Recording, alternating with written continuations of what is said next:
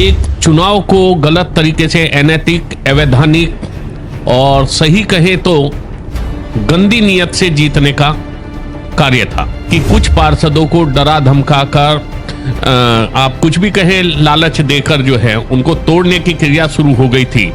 हालत ये है कि अगर नियत सही नहीं हो तो कैसी भी नीति हो और कैसी भी मशीन हो, क्योंकि मशीन अपने आप से कभी गलती नहीं करती, गलती हमेशा उसको कराई जाती है। चाहे असम की सरकार बनने की बात हो, चाहे गुजरात की, अभी जो नीतीश जी को भी जिस तरह से इन्होंने वापस चुना है, तो ये सब जो खरीद फरोख्त का काम है और पैसे का काम है। जब बैलेट से होता था तो जैसे वहां वो बैलेट पे करके दिखाया उन्होंने, पहले से बूथ कैप्चरिंग भी हुई, डब्बों के अंदर जो है गड्डियां इधर से इधर रखने का काम भी हुआ, जिससे जीत घोषित की गई। और अभी भी जो ईवीएम पे डर लोगों का है वो बहुत बड़ा एक डर है।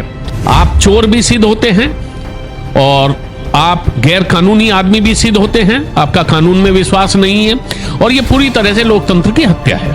तो चाहे वो हमारे निर्वाचन अधिकारी हो, चाहे पीठासीन अधिकारी हो, चाहे चुनाव आयोग हो, अगर सच में वो ईमानदार हैं और उनका जमीर जागा हुआ है तो उनको निष्पक्ष चुनाव ही कराने चाहिए। और विकास की कोई बात ना करके अब केवल राम के नाम पे या केवल बोटी बोटी के नाम पे या इस तरह के जो जुमले उछाले जाते हैं, उससे जनता बहुत त्रस्त है।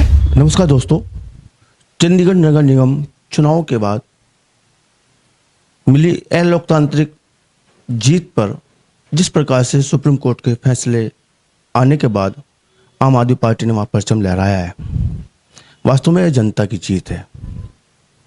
आम आदमी पार्टी से जुड़े वरिष्ठ नेता योगेश दहिया जी नगर निगम चंडीगढ़ पर बातचीत करने के लिए जीडी न्यूज के साथ बातचीत करेंगे, चर्चा करेंगे इस चुनाव को वह कैसे देखते हैं और ये जो जीत मिले इस जीत को वो कैसे पार्टिसिपेट करने का काम करेंगे। जी योगेश दहिया जी, आपका बहुत बहुत स्वागत। नमस्कार, मैं योगेश दहिया, आम आदमी पार्टी सहारनपुर से। चंडीगढ़ में जो नगर निगम चुनाव में पीठासीन अधिकारी ने जितनी बड़ी गलती की थी, वो ना केवल लोकतंत्र की हत्या थी, बल्कि पूरी तरह से एक चुनाव को गलत तरीके से अनैतिक, अवैधानिक और सही कहे तो गंदी नीयत से जीतने का कार्य था, जिस पर माननीय उच्चतम न्यायालय ने हस्तक्षेप किया और उन्होंने पूरी वीडियोस देखी और उसके बाद उन्होंने उनके ऊपर भी कार्रवाई करने की बात कही है। वो तो वो जाने क्या होगी, लेकिन जो सबसे बड़ी जीत है इस लोकतंत्र में, जो विश्वास है, उसके लिए उन्होंने उन 8 वोट को वैधानिक माना है और उनको वैधानिक मानते हुए अब जो दोबारा से काउंटिंग होने की और चुनाव की बात थी उस प्रक्रिया को रोका है। क्योंकि इसमें जो सबसे बड़ी बात सामने आ रही थी वो ये थी कि कुछ पार्षदों को डरा धमकाकर आप कुछ भी कहें, लालच देकर जो है उनको तोड़ने की क्रिया शुरू हो गई थी। लेकिन अब चूंकि उच्चतम न्यायालय ने इसको जो है वापस कर दिया है, तो ये पूरी तरह से लोकतंत्र के एक विश्वास और जो एक स्तंभ है न्यायालय का, उस पर लोगों का विश्वास कायम होने का काम हुआ। भारत देश जो है ना दुनिया का सबसे बड़ा लोकतांत्रिक देश है, लेकिन जब इस प्रकार से जो अलोकतांत्रिक जीत सामने आती है, न्यायालय भी अपनी भूमिका निभाता है। क्या ऐसे लोकतांत्रिक देश में अलोकतांत्रिक जीत को लेकर जनता का विश्वास कहीं खत्म होने का कार्य नहीं होगा? देखिए, वैसे तो हालत ये है कि अगर नियत सही नहीं हो तो कैसी भी नीति हो और कैसी भी मशीन हो, क्योंकि मशीन अपने आप से कभी गलती नहीं करती, गलती हमेशा उसको कराई जाती है मशीन से जो है। तो हालत ये थी कि जब बैलेट से होता था तो जैसे वहां वो बैलेट पे करके दिखाया उन्होंने, पहले से बूथ कैप्चरिंग भी हुई, डब्बों के अंदर जो है गड्डियां इधर से इधर रखने का काम भी हुआ, जिससे जीत घोषित की गई। और अभी भी जो ईवीएम पे डर लोगों का है वो बहुत बड़ा एक डर है और चुनाव आयोग को भी इसके अंदर बहुत बड़ा हस्तक्षेप करना पड़ेगा। क्योंकि एक बात और भी है, जो कंपनी इनको बनाती है बेल, उसके 4 डायरेक्टर भी भाजपा के हैं, जबकि होता यह था पहले से कि विपक्ष से भी कोई ना कोई वहां पे प्रतिनिधि होता था, लेकिन अभी सरकार ने जो है 4 डायरेक्टर बेल जो भारत इलेक्ट्रॉनिक्स लिमिटेड है, उसमें वो बीजेपी के ही हैं और वो किस तरह के कार्य करा रहे हैं, किस तरह से उसमें कंट्रोल चिप का कर रहे हैं और जो भी चीज़ है आईसी हैं उसकी, वो सब चीज़ों पे तो एक बहुत बड़ा संदेह है। लेकिन इसके लिए जो सबसे बड़ी बात है, जैसे कि उच्चतम न्यायालय ने अपना परिचय दिया है चुनाव आयोग को भी, जैसे एक बार TN शेषन साहब का नाम आया था, तो निष्पक्ष चुनाव कराना सच में नीति नहीं केवल नियत भी होनी चाहिए और ये इसको करना पड़ेगा।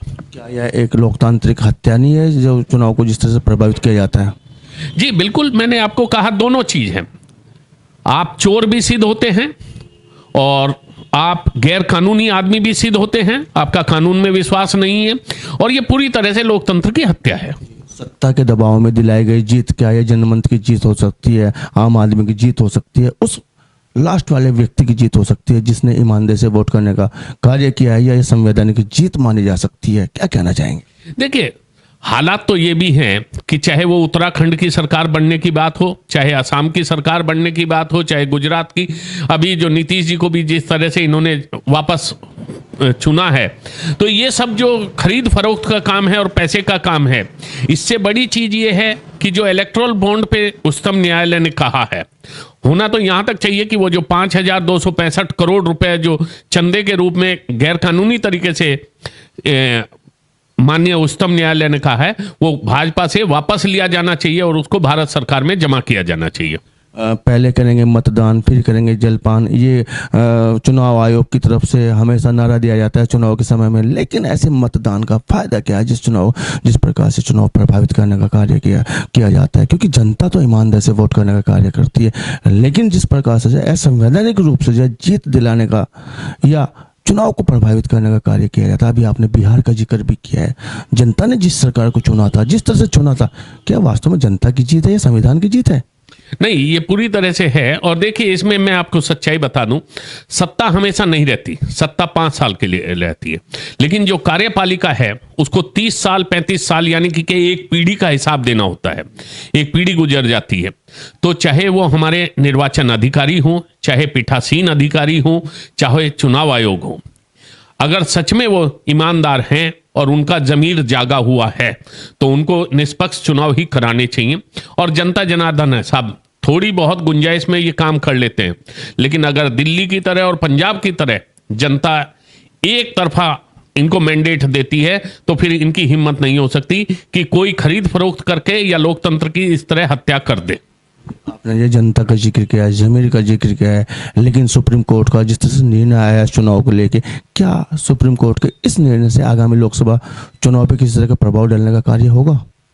देखिए, बहुत सारा प्रभाव पड़ता है। एक तो जनता को सच्चाई पता चल जाती है और जनता जनार्दन है, ये बात मैं फिर वापस कह रहा हूं, क्योंकि जनता जब एक तरफा वोट करती है तो कोई गुंजाइश पीठासीन अधिकारी पे, कार्यपालिका पे, मेरा मतलब वही निर्वाचन अधिकारी, चाहे वो डिस्ट्रिक्ट मजिस्ट्रेट है, चाहे एडीएम है या कोई भी है, और सत्ता का भी दबाव खत्म हो जाता है। चलिए लौट आते हैं उत्तर प्रदेश की राजनीति में। लोकसभा चुनाव आ रहा है, जिस प्रकार से जो समाजवादी पार्टी का और कांग्रेस का गठबंधन हुआ है, सीटों में भी बंटवारा किया गया है। सहारनपुर सीट यहाँ पे हालांकि आई है, तमाम सीटें 17 सीटें देने का कार्य किया है। इस गठबंधन को आप कैसे देखते हो? चुनाव में इसका क्या फर्क पड़ेगा? देखिए, बहुत अच्छी बात है, क्योंकि अब चुनाव जो है जात बिरादरी पे और धर्म अधर्म पे बहुत होने लग गए हैं, जबकि चुनाव के लिए हम लोगों को हमेशा यही देखना चाहिए कि विकास की ब्यार कहाँ बह रही है, और विकास की कोई बात ना करके अब केवल राम के नाम पे या केवल बोटी बोटी के नाम पे या इस तरह के जो जुमले उछाले जाते हैं, उससे जनता बहुत त्रस्त है। और यूपी में भी उन लोगों को, अब आप चाहे किसान की बात ले लीजिए, किसान से ज्यादा जो बॉर्डर पर बैठे हैं या वो, उससे ज्यादा तो किसान का नुकसान छुट्टा जानवर कर रहा है। तो इस तरह से के जो काम है, इनसे जनता में बहुत नाराजगी है। और आप सच्चाई मान लीजिए, जनता बहुत शांत बैठी है, लेकिन भरी हुई बैठी है। लोकसभा चुनाव सिर्फ है, लेकिन किसान की कोई बात नहीं कर रहे। किसान बॉर्डर तक जा रहा है, बार बार बॉर्डर तक जा रहा है, रोकने का कार्य किया जा रहा है। आम आदमी पार्टी भी चुप्पी साधे, क्या कहना चाहेंगे? नहीं, आम आदमी पार्टी बिल्कुल चुप्पी नहीं साधे हुए है। आम आदमी पार्टी ने बिल्कुल कह दिया कि अगर किसान दिल्ली में आता है, उसके रहने की, खाने की, बिजली की, पानी की, और उसको किसी भी तरीके से हम जेल मुहैया नहीं कराएंगे। जो सरकार के हाथ में है वो सब चीजें, जब पिछली बार भी 1 साल 1.5 साल पहले किसान बैठा हुआ था तो हमारे सारे विधायक, सभी सदस्य वहां पर किसानों के बीच में थे, मैं खुद भी वहां पर बीच में था। इस बार भी जैसे ही चुनाव किसान बॉर्डर से अंदर आता है दिल्ली के अंदर, तो उनका पूरा स्वागत किया जाएगा। लेकिन जिस तरह से सरकार ने ये 7 तह की जो है सुरक्षा बाड़ लगाई है, और जिस तरह से, ऐसा तो शायद इतनी बुरी तरह से पैरामिलिट्री और पुलिस और ये सब जो है हम बॉर्डर पर चीन और पाकिस्तान के सामने भी नहीं खड़ी करते। स्वागत करने के लिए तैयार है, खाना पानी देने के लिए तैयार है, लेकिन किसान की लड़ाई लड़ने के लिए तैयार नहीं है। नहीं, बिल्कुल किसान की लड़ाई देख लीजिए। हम यही बात कहते हैं कि दिल्ली के अंदर जहां किसान है, ठीक है जी, उसको 50,000 रुपए एकड़ हम लोग मुआवजा दे रहे हैं, जो करीब 1.25 लाख रुपए हेक्टेयर बैठता है नुकसान का। वहां पर एमएसपी हमेशा लागू है दिल्ली के किसान के लिए। पंजाब में भी ये तैयारी की जा रही है। अगर आज भी आप देखें तो गन्ने का सबसे महंगा रेट जो है पूरे हिंदुस्तान में 391 रुपए जो है वो पंजाब की सरकार दे रही है, जबकि वहां की रिकवरी उत्तर प्रदेश से 0.25% कम है। तो यानी कि पंजाब का किसान यूपी के किसान से करीब 100 रुपए क्विंटल अधिक पा रहा है। चलिए सहारनपुर की बात करते हैं, सहारनपुर की सियासत की बात करते हैं। जिस प्रकार से गठबंधन हुआ है उससे लगभग ये तय हो जाता है कि समीकरण किस तरह के उभर कर आ रहे हैं। बातचीत करें तो अगर भाजपा से राघव लखनपाल आ जाते हैं और गठबंधन से कांग्रेस समाजवादी गठबंधन से इमरान मसूद साहब को टिकट मिलता है, ऐसा माना भी जा रहा है, और बसपा से माजिद अली साहब चुनाव में आते हैं, आम आदमी पार्टी से दहिया जी चुनाव में आते हैं। और मैं फिर एक बात याद दिलाना चाहूँगा, क्योंकि आपने अभी जिक्र भी किया, राम लहर का जिक्र किया, प्राण प्रतिष्ठा के बाद में, प्राण प्रतिष्ठा के समय में अगर बात हो रही है, उस लहर में बात हो रही है, दहिया जी अपने आप को कहाँ पाते हैं इस चुनाव में?